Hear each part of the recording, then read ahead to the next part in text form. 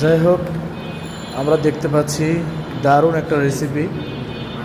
মাশাআল্লাহ, এখানে অনেক দামি খেজুর, তারপরে ঘি, অরিজিনাল মধু, তারপরে খেজুর দেওয়া হয়েছে অসুস্থ একজন রোগীর জন্য।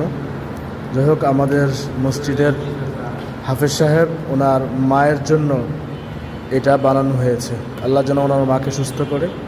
এবং এটা আসলে কিভাবে করা হলো সেটা না বললে নয়। সেটা হলো আগে মধু আর ঘি একসাথে গরম করে নিতে হয়, তারপরে খেজুরের বিচিগুলো ফেলে ধুয়ে ভালো করে, তারপরে এটার মধ্যে যখন একেবারে খুব গরম হয় ঠিক সেই সময়ে এগুলো আবার দিয়ে পরে আবার এভাবে করে।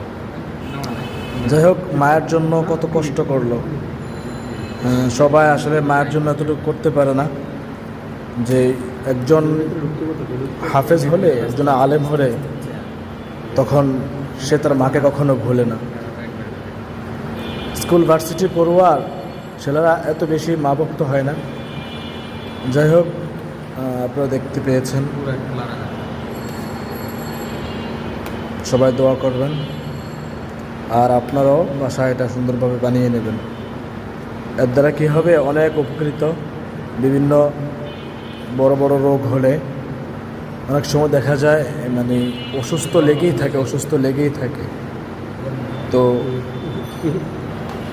এই রোগগুলো আল্লাহ সুস্থ করে দেয় কোনো সময়, কোনো ফলের মাধ্যমে।